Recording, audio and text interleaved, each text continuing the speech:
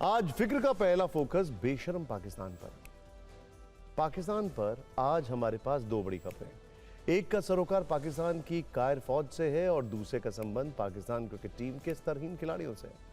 पाकिस्तान की फौज ने खैबर प्रांत में अत्याचार किया, अपने ही लोगों पर बम बरसाकर कई मासूमों की जान ले ली, बच्चों तक को नहीं बख्शा। वहीं पाकिस्तान क्रिकेट टीम के प्लेयर्स की निर्लज्जता कल एशिया कप के सुपर 4 मैच में दिखी।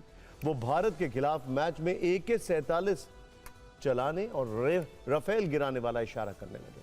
भूल गए कि ऑपरेशन सिंदूर में भारतीय सेना ने उनके मुल्क की क्या हालत की थी। ब्रह्मोस मिसाइल से पाकिस्तान के 11 एयरबेस को तहस-नहस कर दिया था। वैसे पाकिस्तानी खिलाड़ियों की इस बेशर्मी पर हमें टीम इंडिया के कप्तान सूर्य कुमार यादव की एक बात याद आ रही है।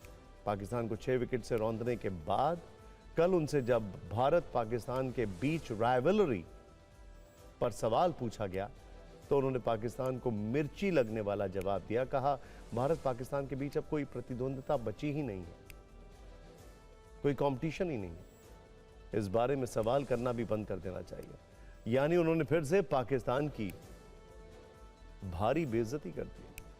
लेकिन शुरुआत खैबर की दर्दनाक खबर से करते हैं, वो भी एक पोस्टर के साथ, जिससे आपको इस पूरी खबर का मजमून समझ में आ जाएगा। इन्हें आप पहचानते ही हैं, यह है पाकिस्तान के फील्ड मार्शल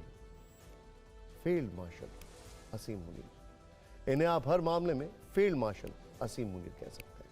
सबसे बड़ी बात, अपनी नाकामी छिपाने के लिए ये किसी भी हद तक जा सकते हैं। अपने कंधे पर मेडल की संख्या बढ़ाने के लिए पाकिस्तान के लोगों की भी बेरहमी से जान ले सकते हैं। ये मासूम बच्चों के हत्यारे हैं। खैबर में बर्बर हमले के बाद आप इन्हें पाकिस्तान का जनरल डायर भी बुला सकते हैं। आज़ादी के आंदोलन के समय General Dyer butcher of Amritsar के नाम से कुख्यात हुए। उन्होंने 13 अप्रैल 1919 को जलियांवाला बाग नरसंहार कराया था। निहत्थे प्रदर्शनकारियों की भीड़ पर गोलियां चलाने का आदेश दिया था। इसी तरह पाकिस्तान के General Dyer Asim Munir butcher of Khyber के नाम से बदनाम हो चुके हैं। उन्होंने अपनी वायुसेना को वहां पर बमबारी का आदेश दिया। खैबर प्रांत में आम लोगों का नरसंहार किया। खैबर पख्तूनख्वा से आई हवाई हमले के बाद की तबाही की ये तस्वीरें गवाह हैं मुनीर की सेना की बर्बरता की। मुनीर को इसके बाद अगर खैबर का कसाई कहा जाए तो शायद गलत नहीं होगा। Butcher of Khyber. पाकिस्तान की वायुसेना ने खैबर पख्तूनख्वा में रात में करीब 2 बजे एयर स्ट्राइक की। यह हमला उस समय हुआ है जब खैबर में लोग गहरी नींद सो रहे थे। इस एयर स्ट्राइक को तिराहा घाटी में अंजाम दिया गया। यहां के दारा गांव में बमबारी से कोहराम मच गया, जिसमें कई बच्चे मारे गए। नवजात तक को पाकिस्तान की कायर फौज ने नहीं बख्शा है। स्थानीय मीडिया की रिपोर्ट के मुताबिक पाकिस्तान की वायुसेना ने यहां एयर स्ट्राइक के लिए चीन से मिले JF-17 लड़ाकू विमानों का इस्तेमाल किया। चाइनीज JF-17 लड़ाकू विमानों से 1-2 नहीं 8 LS-6 बम गिराए। इस हमले में करीब 30 आम नागरिकों की मौत हो गई। मरने वालों में महिलाएं और बच्चे ज्यादा थे। हमले में दर्जनों मकान जमीन दोज हो गए। स्थानीय लोगों द्वारा राहत बचाव का काम इस समय भी जारी है। गांव वालों का कहना है कि तबाही बड़े पैमाने पर हुई है। हमले के बाद जगह जगह लोगों की लाशें पड़ी थी। पाकिस्तानी फौज के इस हवाई हमले से वहां के लोगों में आक्रोश है। इस नरसंहार के विरोध में लोगों का प्रोटेस्ट शुरू हो चुका है। खैबर में अफरीदी पठान जनजाति से जुड़े लोगों ने पाकिस्तान सेना के खिलाफ नारेबाजी की। पाकिस्तानी सरकार से इंसाफ दिलाने की मांग की। मौके पर एक बैठक भी बुलाई गई है। इस बैठक में इस बात पर चर्चा हुई कि पाक फौज को जवाब देने के लिए पेशावर में स्थित पाकिस्तान एयरफोर्स स्टेशन को कैसे घेरा जाए। पाकिस्तान फौज को इस हमले पर सबक कैसे सिखाया जाए। ये गुस्सा इसलिए ज्यादा है क्योंकि पाकिस्तान की फौज ने हमले की बात अब तक कबूल नहीं की है। उल्टे पूरे मामले पर झूठ की चादर डालने की कोशिश हो रही है। सरकार और सेना की ओर से इस घटना पर वैसे तो कोई सार्वजनिक बयान नहीं आया, लेकिन प्रो ISPR हैंडल्स को आगे करके हमले को स्थानीय लोगों द्वारा रखे गए ID में हुए धमाकों का नतीजा बताने की कोशिश हो रही है। मतलब अपना पाप छुपाने के लिए पाकिस्तान की फौज स्थानीय लोगों को TTP के आतंकी बताने का शर्मनाक खेल खेल रही है। एयरफोर्स को इस्तेमाल करके 8 बम गिराए हैं ये पाकिस्तान एयरफोर्स ने, और उसमें 30 से ज्यादा लोगों को, जिसमें बच्चे और लेडीज अपने लोगों को मारते हैं एयरफोर्स को यूज करके। कभी आपने भारत में सुना है ऐसा? और ये नैरेटिव चलाते हैं कि हम ह्यूमन राइट वायलेशन करते हैं। शर्म आनी चाहिए पाकिस्तान एयरफोर्स को और पाकिस्तान आर्मी को और इनकी खैबर में हवाई हमले पर दुनिया के तमाम मानवाधिकार चैंपियंस ने चुप्पी साध ली है। मारे गए लोगों के परिवारों का दर्द अमेरिका को भी दिखाई नहीं दे रहा है। मुनीर की बर्बरता पर ट्रंप प्रशासन ने अब तक कोई सवाल नहीं उठाया। सिर्फ खैबर ही नहीं, बलूचिस्तान में भी पाकिस्तान फौज लोगों को इसी तरह से नरसंहार कर रही है। टीटीपी और बलूच विद्रोहियों के खिलाफ ऑपरेशन के नाम पर निर्दोष लोगों की जान ली जा रही है। 19 मई 2025 को खैबर के उत्तरी वजीरिस्तान के होरमुज गांव में ड्रोन स्ट्राइक हुई। 4 बच्चों की मौत हो गई, 5 लोग घायल हो गए। 30 मार्च 2025 को खैबर के मर्दान जिले में ड्रोन हमला हुआ। पाक फौज ने दावा किया कि यह हमला टीटीपी के ठिकानों पर हुआ है, लेकिन 9 आम लोग मारे गए। इस अटैक में भी महिलाओं और बच्चों की जान गई। जनवरी 2024 में खैबर के डेरा इस्माइल खान में ड्रोन हमला किया गया। कई महिलाएं और बच्चे मारे गए। कुछ हफ्तों बाद दक्षिण वजीरिस्तान में एक वॉलीबॉल मैच के दौरान ड्रोन हमला होता है। 20 से ज्यादा लोग घायल हो गए। वहीं एक अनुमान के मुताबिक साल 2000 से लेकर वर्ष 2016 तक अकेले बलूचिस्तान में ही 20,000 से ज्यादा बलोच नागरिक पाक फौज के हमले में मारे गए, जिनमें 5,000 बच्चे भी शामिल हैं। ये वो आंकड़े हैं जो मुनीर पर चुभते सवाल के जैसे हैं। मुनीर बेलगाम हो चुके हैं।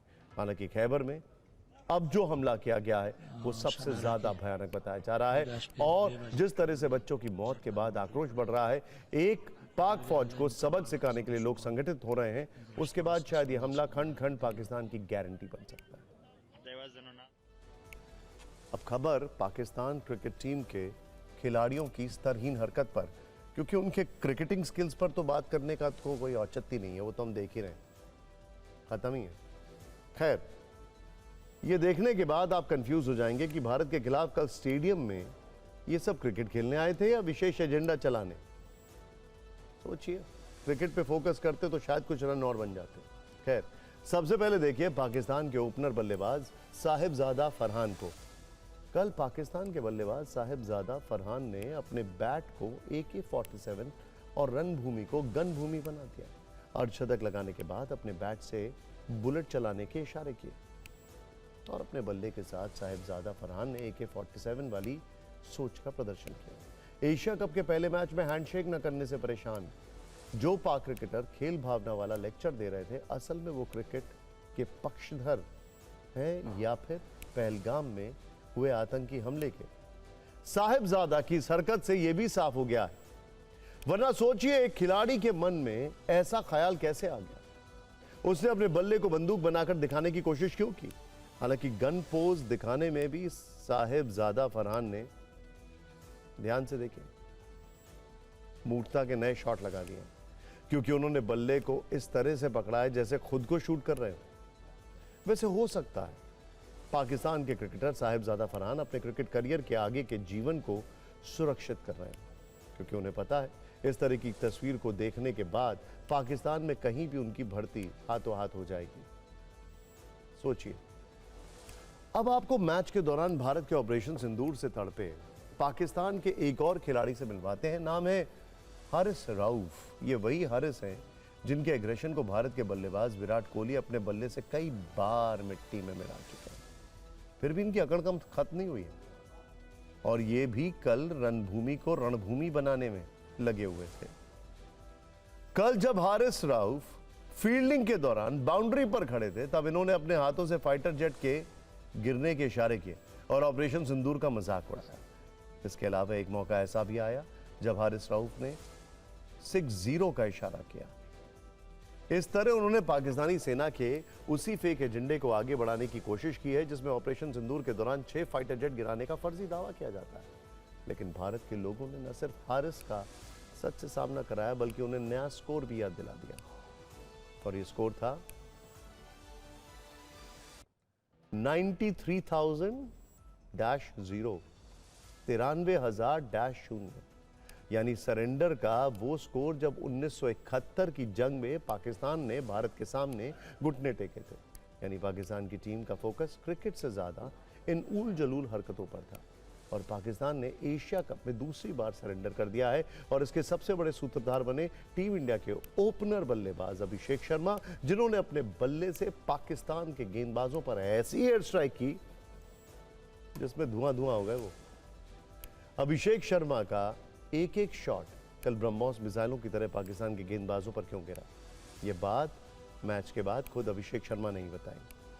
उन्होंने कहा कि जिस तरह से पाकिस्तान के क्रिकेटर बिना किसी वजह से हमारे सामने आ रहे थे वो मुझे बिल्कुल अच्छा नहीं लगा, इसीलिए मैंने उनके खिलाफ आक्रामक खेल दिखाया। इसके बाद पाकिस्तान को एक और सरेंडर करने के लिए मजबूर करने वाले शुभमन गिल और अभिषेक शर्मा ने अपने पोस्ट पर जो लिखा उसको पढ़िए।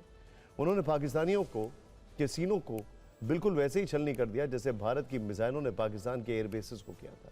अभिषेक शर्मा ने पाकिस्तान क्रिकेट टीम के लिए लिखा, तुम बात करते हो और हम मैच जीतते हैं। शुभमन गिल ने लिखा, खिलाड़ी का खेल बोलता है, उसके शब्द नहीं। और इसके बाद भारत के कप्तान सूर्य कुमार यादव ने पाकिस्तान की टीम का फैक्ट चेक ही कर डाला। मैच के बाद जब पाकिस्तान के साथ भारत की राइवलरी को लेकर सवाल किया गया तो जवाब सूर्य ने कैसे दिया? पाकिस्तान में आग लगना तय है और इसके रुझान भी आने लगे। पाकिस्तान के खिलाड़ी सोच रहे थे कि ऑपरेशन सिंदूर का मजाक उड़ाने से या बल्ले से हवाई फायरिंग करने से वो हार को भी कवर फायर देने में कामयाब हो जाएंगे, लेकिन ऐसा हुआ नहीं। उल्टे अब इन हरकतों और हार पर पाक क्रिकेटर्स पर वहां की आवाम का खून खौल रहा है। खुद देखिए, पाकिस्तानी क्रिकेटर्स की इन हरकतों को फिक्र के लेंस से देखें तो पाकिस्तान के क्रिकेटर साहिबजादा फरहान ने क्रिकेट के मैदान पर अपने AK-47 वाले जो इरादे दिखाए हैं उस पर कुछ लोग पुरानी तस्वीरों के साथ कुतर्क के फ्री हिट भी लगा रहे हैं। वो कह रहे हैं कि पहले भी खिलाड़ी अपने जश्न को दिखाने के लिए अलग अलग इशारे करते रहे, तो कलेश फरहान और हैरिस राव पर ही क्यों है? लेकिन कुतर्क देने वाले शायद ये भूल गए कि मैदान क्रिकेट का हो या राजनीति का, टाइमिंग और भाव बहुत मायने रखता है। पहले के खिलाड़ियों ने जिन टीमों के खिलाफ ऐसे गन पोज दिए उनका मकसद सिर्फ जश्न था, लेकिन फरहान और हारिस राउफ के इशारों में जश्न से ज्यादा कुंठा और तड़प थी जो भारत के ऑपरेशन सिंदूर से निकली। फिक्र में बात करते हैं अमेरिका के धमकीबाज राष्ट्रपति की, जिन डोनाल्ड ट्रंप ने अपने पहले कार्यकाल में अफगानिस्तान से अमेरिकी सैनिकों की वापसी का ऐलान किया था, जिन्होंने बगराम एयरबेस को खाली करने की कसम खाई थी। अब वही डोनाल्ड ट्रंप अपने दूसरे कार्यकाल में बगराम एयरबेस को तालिबान से वापस छीनना चाहते हैं और अब तो वो धमकी देने पर भी उतर आए। ट्रंप ने तालिबान को धमकी देते हुए कहा है कि अगर बगराम वापस नहीं किया तो तालिबान के साथ बहुत बुरा होगा। यानी शांति के नोबेल पुरस्कार की चाहत रखने वाले डोनाल्ड ट्रंप फिर एक युद्ध भड़का रहे हैं और बगराम पर अब अमेरिका और तालिबान आमने सामने आ गए। ट्रंप की धमकी पर तालिबान ने मुंहतोड़ जवाब दिया। ट्रंप ने धमकी देते हुए कहा कि उन्हें हर हाल में बगराम एयरबेस चाहिए। इस पर तालिबान ने जवाब देते हुए कहा कि वो 1 इंच भी जमीन नहीं देंगे। ट्रंप ने धमकी दी, बगराम वापस नहीं हुआ तो बहुत बुरा होगा। इस पर तालिबान ने जवाब दिया कि अगर अमेरिका ने तालिबान को मान्यता भी दे दी तब भी वो कोई समझौता नहीं करेंगे। ट्रंप ने बेहद गुस्से में कहा कि हमें अभी बगराम चाहिए। अभी का मतलब अभी। इस पर तालिबान ने जवाब दिया कि अगर अमेरिका अफगानिस्तान को फिर से बचाने का वादा करे तब भी वो बगराम अमेरिका को नहीं सौंपेंगे। वैसे कूटनीति में धमकी तभी असर करती है जब उसके पीछे दमदार कार्रवाई हो। ट्रंप के मामले में धमकी तो खूब आई लेकिन कार्रवाई गायब रही। लेकिन बगराम को वापस लेने में ट्रंप के सामने चुनौतियां भी कम नहीं है। एक्सपर्ट्स क्यों कह रहे हैं कि बगराम वापसी की राह में बड़े कांटे हैं? आखिर कैसे इसे समझते हैं? देखिए, बगराम पर वापस कब्जा करने के लिए अमेरिका को कम से कम 10,000 सैनिक तैनात करने होंगे। अमेरिका को बगराम में एडवांस डिफेंस सिस्टम की तैनाती करनी होगी। अमेरिका के लिए हजारों सैनिकों और हथियारों का मूवमेंट आसान नहीं होगा। अमेरिका को फिर से इंफ्रास्ट्रक्चर खड़ा करने में चुनौतियां आएंगी। तालिबान की बड़ी फौज और खतरनाक हथियारों का सामना करना होगा। अल-कायदा और ISIS जैसे आतंकी संगठनों से खतरा बना रहेगा। ईरान भी बगराम में अमेरिकी एयरबेस को आसानी से निशाना बना सकेगा। यानी आप समझ सकते हैं कि आखिर ट्रंप की ये मनमानी अमेरिका को कितना भारी पड़ सकती है।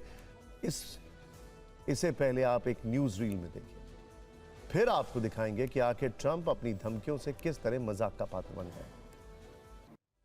वैसे ट्रंप कहते हैं कि उनकी डिक्शनरी में युद्ध जैसा कोई शब्द नहीं। वो बड़े शांतिप्रिय व्यक्ति हैं, लेकिन धमकियों से बाज नहीं आते। मान लिया कि अगर उन्होंने तालिबान से लड़ने के बारे में ठान भी लिया है तो क्या वो ये रिस्क उठाएंगे? ट्रंप ने खुद दावा किया है कि अफगानिस्तान में करीब $85 अरब के हथियार छोड़े गए थे। वहीं फोर्ब्स ने कहा है कि अमेरिका ने अफगानिस्तान में करीब 9 लाख आधुनिक सैन्य हथियार छोड़े। अब तालिबान की ताकत भी देख लीजिए। तालिबान के पास 80,000 से ज्यादा लड़ाकों की फौज है। तालिबान के पास 5,202 मिलिट्री गाड़ियां हैं, 40 फाइटर जेट हैं, 30 अटैक हेलीकॉप्टर हैं, 300 बख्तरबंद गाड़ियां हैं, 200 आर्टिलरी और 14 ट्रांसपोर्ट एयरक्राफ्ट हैं। बेशक तालिबान की ताकत अमेरिका के ही दम पर है, लेकिन अब तालिबान खुद अमेरिका को धमका रहा है। यानी ट्रंप की धमकी बेअसर रही। वैसे ट्रंप अपने पहले कार्यकाल और अब दूसरे कार्यकाल में भी बयानों और धमकियों के लिए कुख्यात रहे। उन्होंने कई देशों को अलग अलग मुद्दों पर धमकी दी है। उत्तर कोरिया को न्यूक्लियर मिसाइल परीक्षण पर धमकाया, ईरान को न्यूक्लियर डील के लिए, चीन को टैरिफ और कोविड-19 पर धमकी दी, कोरोना वायरस को चाइनीज वायरस कहकर बुलाया, पाकिस्तान को आतंकवाद पर, तुर्की को कुर्द लड़ाकों पर हमले के लिए और मेक्सिको को इमिग्रेशन और बॉर्डर वॉल की धमकी दी है, वेनेजुएला को नशे पर धमकी दी, कनाडा को टैरिफ की धमकी दी, रूस को युद्ध की धमकी दी और यूरोप के देशों को रक्षा खर्च और रूसी तेल के इस्तेमाल पर धमकाया। ट्रंप ने धमकी को हथियार तो बनाया, लेकिन यही उनके लिए कूटनीतिक हार बन गया। इतने देशों को धमकी के बाद भी ट्रंप उनका कुछ नहीं बिगाड़ पाए। अंतर्राष्ट्रीय मंच पर इसका असर यह हुआ है कि विरोधी देश ट्रंप की बातों को हल्के में लेने लगे और अमेरिका की साख पर भी सवाल खड़े हो गए। ट्रंप की धमकियों में सिर्फ शब्दों का शोर सुनाई दिया। दूसरे कार्यकाल की शुरुआत भी इसी तरह की गई। ट्रंप ने दूसरी बार राष्ट्रपति बनते ही कहा कि वो ग्रीनलैंड पर फिर से कब्जा करेंगे, पनामा नहर पर पूरा कंट्रोल करेंगे, कनाडा को अमेरिका का 51वां राज्य बनाएंगे। इसके अलावा बचकानी हरकत करते हुए ट्रंप ने गल्फ ऑफ मैक्सिको का नाम बदलकर गल्फ ऑफ अमेरिका कर दिया, लेकिन ये उनका मनमाने ढंग से लिया गया फैसला था। अंतर्राष्ट्रीय स्तर पर इसे कोई मान्यता नहीं मिली। अब वो तालिबान को धमका रहे हैं और तालिबान के जवाब से लगता है कि अमेरिका सुपर पावर नहीं बल्कि सुपर लूजर बनता जा रहा है। अब आपको आज की सबसे वायरल ग्लोबल न्यूज बताते हैं। रूस के राष्ट्रपति पुतिन और चीन के राष्ट्रपति शी जिनपिंग के गहरे दोस्त हैं। उत्तर कोरिया के शासक किम जोंग उन ने पूरी दुनिया को चौंकाते हुए अमेरिका के राष्ट्रपति डोनाल्ड ट्रंप को फ्रेंड रिक्वेस्ट भेजी है।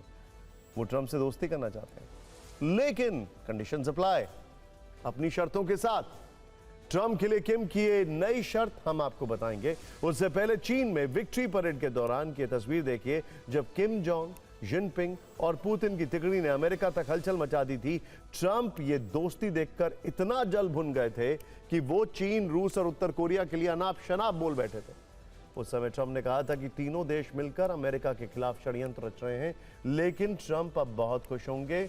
उसकी वजह है किम की फ्रेंडशिप रिक्वेस्ट, जो उत्तर कोरिया की सरकारी कोरियन सेंट्रल न्यूज एजेंसी के हवाले से पता चली है, जिसमें बताया गया है कि किम ट्रंप से दोस्ती करना चाहते हैं।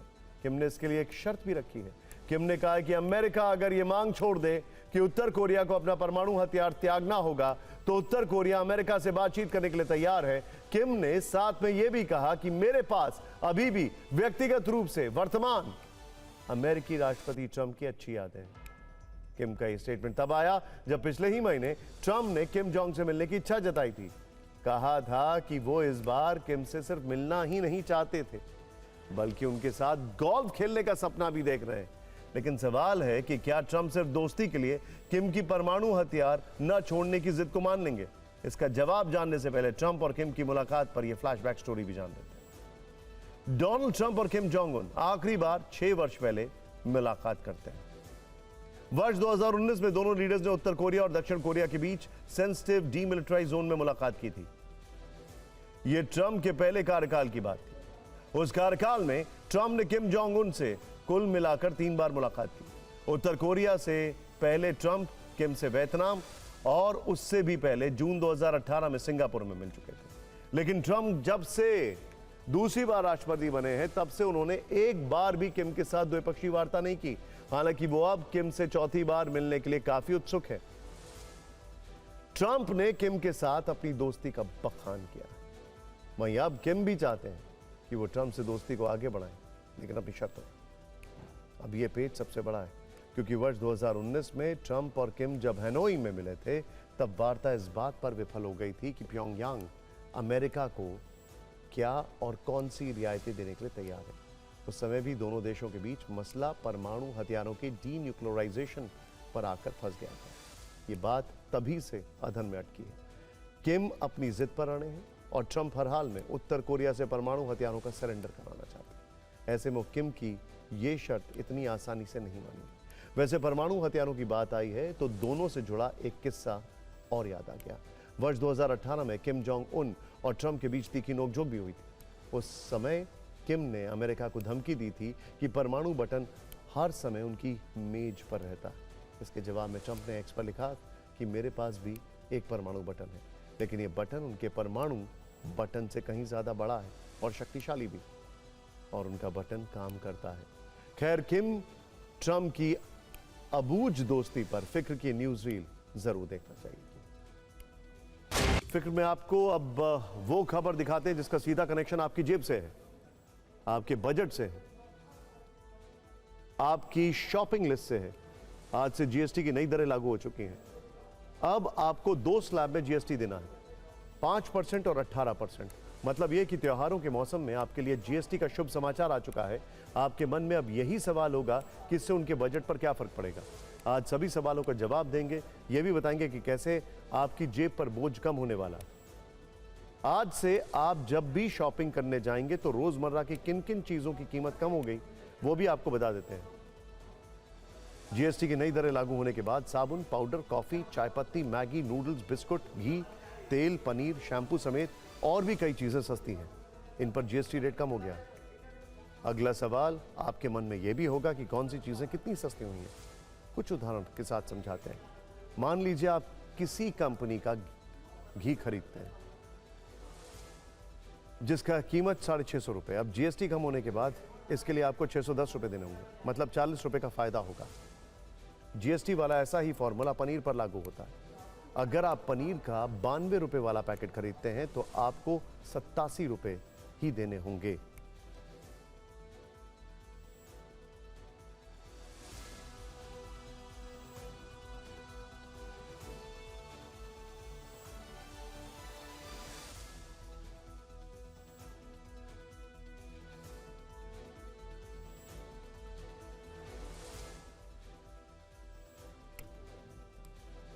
चाय पत्ती की बात करें तो पहले अगर चाय पत्ती की कीमत 150 रुपए थी तो 15 रुपए का लाभ मिलेगा। ये सिर्फ 135 रुपए में मिलेगी। कॉफी के जिस पैकेट के लिए आप पहले 175 रुपए में उसको देते थे, उसकी कीमत अब 156 रुपए हो गई है। 19 रुपए की बचत इसमें भी होगी। शैम्पू की बात करें तो 450 रुपए वाले शैम्पू की कीमत पहले 450 रुपए थी, जो अब 395 रुपए की हो गई है। 55 रुपए का फायदा इसमें भी है। 110 रुपए की टूथपेस्ट को आप अब 99 रुपए में खरीद पाएंगे। देखिए, कंज्यूमर ड्यूरेबल्स जो हैं उसमें बहुत फायदा हुआ है। इससे आने वाले समय में शायद कंज्यूमर प्राइस इंडेक्स की अगर बात करें तो उसमें बहुत फायदा मिलेगा। इसके अलावा AC, fridge, washing machine, TV की कीमतें भी कम हुई हैं। अगर आप शॉपिंग का मन बना रहे हैं तो आपके लिए ये बचत वाली खबर है। अब TV, AC, fridge, washing machine जैसी चीज़ों की कीमतों में भी कटौती होगी। पहले इन पर 28% जीएसटी लगता था, अब इन्हें 18% के स्लैब में रखा गया है। जिस एसी की कीमत पहले 34,000 रुपए थी, अब वो 4400 रुपए सस्ता हो गया। आपको अब 29,600 रुपए में ये मिल जाएगा। ऐसे ही जिस टीवी की कीमत 33,990 रुपए थी, अब वो आपको 30,000 से थोड़ा सा ऊपर मिलेगा। मतलब इसमें भी करीब 3,2500 से थोड़ा सा ज्यादा फायदा हुआ है। जीएसटी की नई दरें लागू होने के बाद टीवी9 भारतवर्ष के संवाददाता अलग अलग शहरों में अलग अलग मार्केट गए। नई जीएसटी दरों के फर्स्ट डे पर क्या रिएक्शन रहा, आप भी देखिए। प्रधानमंत्री नरेंद्र मोदी ने इस फैसले को नई जनरेशन की जीएसटी बताया है। जो पहले पनीर एग्जिस्टिंग रेट 5% थे, लेकिन अब नील यानी कि 0%, एक भी यहाँ पर अब टैक्स नहीं लगेगा। आप ये देख सकते हैं, जो बटर का यहाँ पर था वो 12% के स्लैब में आता था, लेकिन अब 5%। सारा कंट्री एक साथ है और एक मार्केट बन गया है जीएसटी से, इसलिए वॉल्यूम प्रोटेक्शन शुरू हो गई है। बहुत बढ़िया कदम है जी, बहुत सराहनीय कदम है मोदी जी का कि जो आम पब्लिक को, जो बेचारे मन से भी बहुत लोग कैटेगरी, उनको बहुत फायदा मिलेगा इस चीज़ का जी। जो 4th क्लास के लोग हैं, जो गरीब लोग हैं, जो रोजमर्रा खरीदते हैं, उनके लिए बहुत बड़ी राहत है और कुल मिला के ये समझिए कि वरदान है। इससे हर तबके को राहत मिलने वाली है। केलॉग्स का कॉर्नफ्लेक्स है और इसकी कीमत 15 तारीख को 205 रुपए थी, लेकिन ये 18% जीएसटी का केलॉग्स का कीमत था। अब जो है ये 5% जीएसटी हो गया है। आपके पॉकेट में अगर पैसा 2 पैसा बचेगा तो आप 4 चीजें ज्यादा ही लोगे, तो वो हिसाब से जो कस्टमर के अगर 200-500 रुपए जो खरीदी पे बचते हैं तो वो 4 चीजें एक्स्ट्रा ही लेगा। देखिए, अगली खबर जो है वो आपको हम इसलिए बता रहे हैं कि इस चीज को समझिएगा अगली की अगली खबर में कि कहीं पर भी आपको अगर फायदा नहीं हो रहा है, सरकार की तरफ से रिलैक्सेशन दिया गया है और दुकानदार आपको वो फायदा पास ऑन नहीं कर रहा है, तो आपको क्या करना चाहिए, बस 30-40 सेकंड के अंदर हम आपको बताने वाले हैं। सरकार का दावा है कि जीएसटी 2.0 से आम आदमी को राहत मिलेगी, बिजनेस करना आसान होगा और इकोनॉमी को बूस्ट मिलेगा। लेकिन जीएसटी वाला सबसे बड़ा शुभ समाचार उन लोगों के लिए आया है जो त्योहार के मौसम में कार खरीदने की प्लानिंग कर रहे हैं। हम पेट्रोल, डीजल और सीएनजी से चलने वाली कारों की बात कर रहे हैं। देखिए, मान लीजिए कि अगर आप कोई ऐसी कार खरीदने जा रहे हैं जिसकी कीमत पहले 14,65,000 थी, तो अब आपको सिर्फ 13,20,000 रुपए देने होंगे। मतलब आपको लगभग 1.5 लाख या टू बी प्रिसाइज 1,45,000 का फायदा होगा। इसी तरह आप अगर 10 लाख की कार खरीदने जा रहे हैं तो 1 लाख रुपए की छूट मिलेगी, 9 लाख रुपए देने होंगे। अगर आप 8 लाख की कोई कार खरीदने जा रहे हैं तो उस पर 68,000 रुपए का फायदा होगा, आपको 7,32,000 रुपए देने होंगे। लेकिन जिस कार की लंबाई 4 मीटर से ज्यादा है, इंजन की क्षमता 1500 सीसी से अधिक है, ग्राउंड क्लियरेंस 170 मिलीमीटर से ज्यादा है, उस पर 40% जीएसटी लगेगा। मतलब उस पर आपको फायदा नहीं होगा ज्यादा। ऐसी ही कहानी मोटरसाइकिल के साथ भी है। टीवी 9 भारतवर्ष के संवाददाता अलग अलग कार और बाइक के शोरूम में गए, वहां लोगों से बातचीत की, जीएसटी पर वो क्या कह रहे हैं ये देखते हैं। जीएसटी रिफॉर्म के बाद लोगों के लिए अपनी पसंदीदा गाड़ी खरीदना और आसान हो गया है। ओवरऑल 1 लाख का तो फायदा है और प्लस 10% जीएसटी जो रिडक्ट हुई है वो भी मतलब एक प्रॉफिट है, अच्छा है इस टाइम पे। मतलब जीएसटी के टाइम पे गाड़ी लेना बहुत प्रॉफिट था। 1 लाख का भी अमाउंट एक बहुत ह्यूज डिफरेंस होता है। सो जो भी अब ऑटोमोबाइल्स प्लान कर रहे हैं उनके लिए बहुत ईजी हो चुका है वो चीज़ लेना। कितने का फायदा मिला आपको?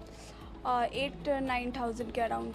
9,000 के अराउंड, 9,000 के आसपास का फायदा आपको मिला। 10% जीएसटी कम हुआ है तो 1 लाख की अगर गाड़ी है तो आपको 10,000 का डिस्काउंट हो जाएगा। सभी जो बुकिंग है ना लगभग 100 है और आज मैं डिलीवरी कम से कम 50 से 60 करूँगा सर। आज की तारीख के लिए 100 बुकिंग है।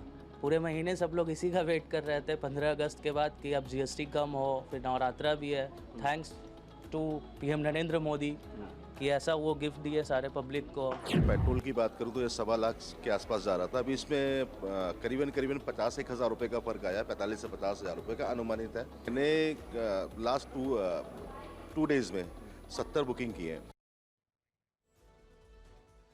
अब वो चीज जो हम आप सभी लोगों को इसलिए बताना चाहते हैं जिससे कि आपको एम्पावर कर सके। सवाल है कि अगर दुकानदार नई जीएसटी दरों के हिसाब से आपको छूट नहीं दे रहा है तो क्या विकल्प है। पहला विकल्प यह है कि आप नेशनल कंज्यूमर हेल्पलाइन की वेबसाइट पर शिकायत कर सकते हैं। दूसरा विकल्प, आप कंज्यूमर हेल्पलाइन नंबर 8800001915 पर मैसेज या व्हाट्सएप से शिकायत कर सकते हैं। तीसरा विकल्प, आप राष्ट्रीय उपभोक्ता हेल्पलाइन नंबर 1915 पर शिकायत करें। चौथा विकल्प, नेशनल कंज्यूमर हेल्पलाइन ऐप के जरिए भी शिकायत दर्ज करवा सकते हैं। पांचवा विकल्प, आप उमंग जो ऐप है उसके जरिए भी शिकायत दर्ज करवा सकते हैं। मतलब सरकार की पूरी कोशिश है कि हर व्यक्ति तक इसका 100% लाभ पहुंचे। सरकार इसे बचत दिवस कह रही है, लेकिन ये एक तरह से खर्च दिवस भी है। केंद्र का अनुमान है कि इस कदम से बाजार में कम से कम 20 लाख करोड़ का इजाफा होगा। इस पैसे से मार्केट में निवेश बढ़ेगा। वैसे इस मुद्दे पर राजनीति भी काफी हो रही है। विपक्ष के नेता सरकार की नीति और नीयत दोनों पर सवाल उठा रहे हैं।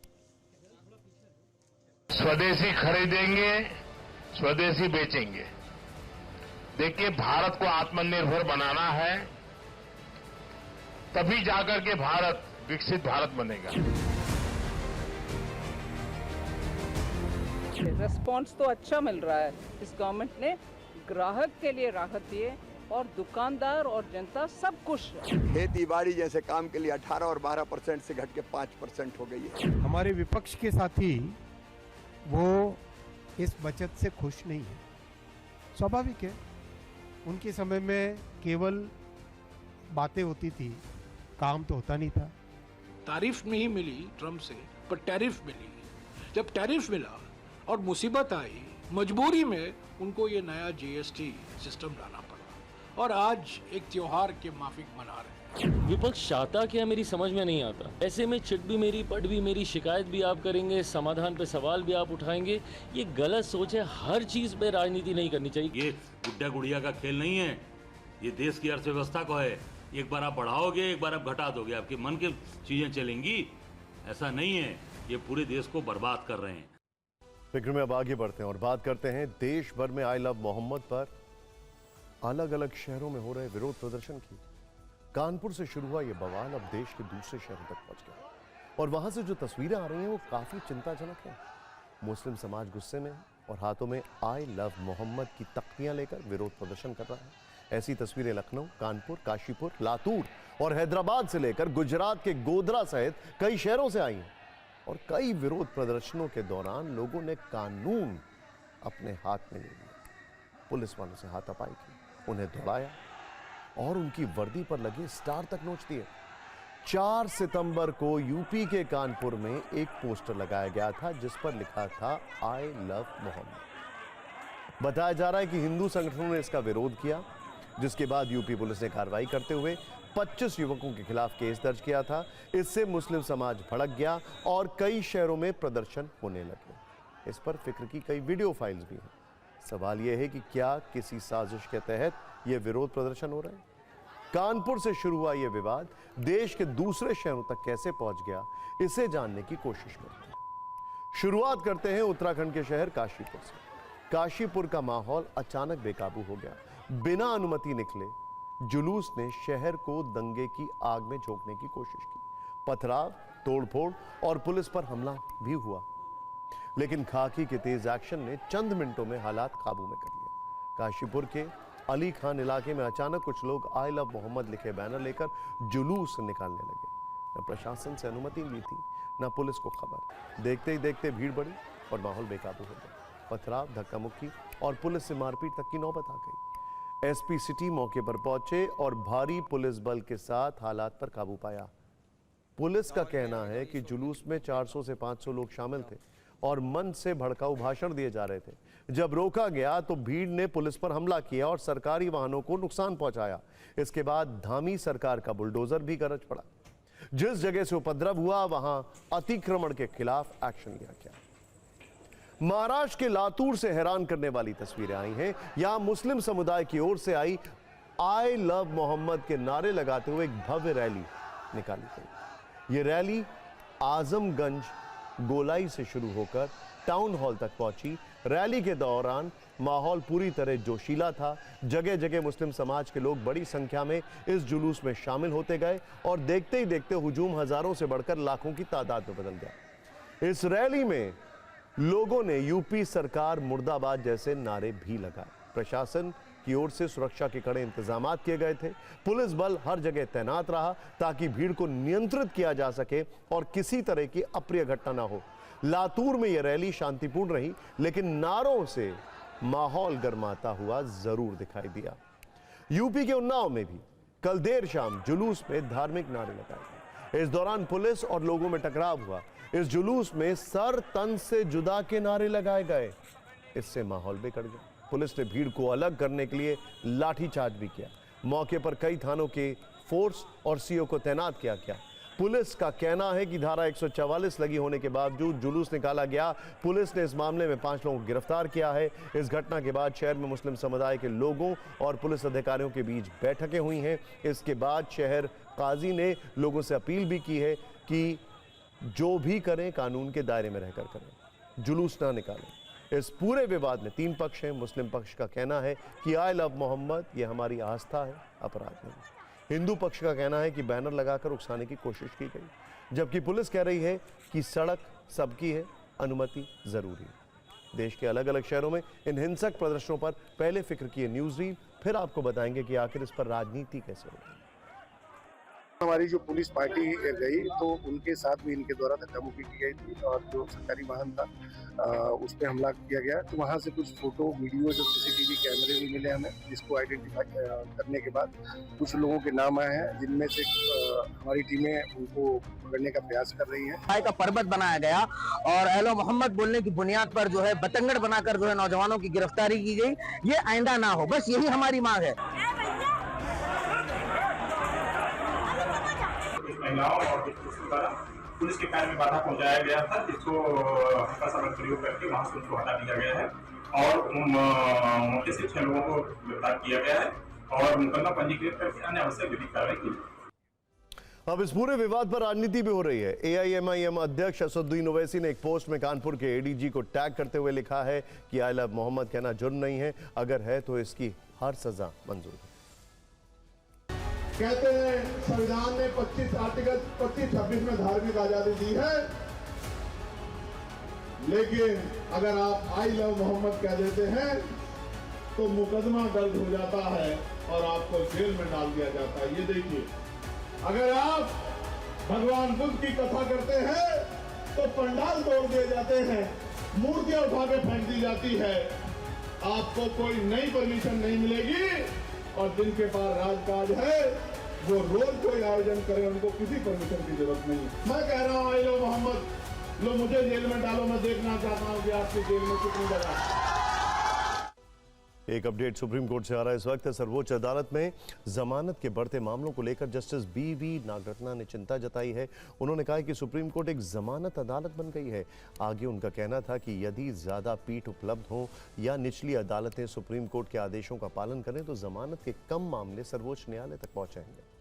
जस्टिस नागरत्ना ने आंकड़ा देते हुए कहा कि बेंच ने 12 सितंबर को 25 और 19 सितंबर को 19 जमानत मामलों की सुनवाई की। एक के बाद एक हम जमानत देने या ना देने पर विचार कर रहे हैं। वास्तव में सर्वोच्च न्यायालय एक जमानत अदालत बन गया। जस्टिस नागरत्ना का यह भी कहना है कि हाईकोर्ट में रहते हुए उन्होंने कभी जमानत के मामलों पर विचार नहीं किया था और सर्वोच्च न्यायालय आने के बाद उन्हें ये काम सीखना पड़ा है।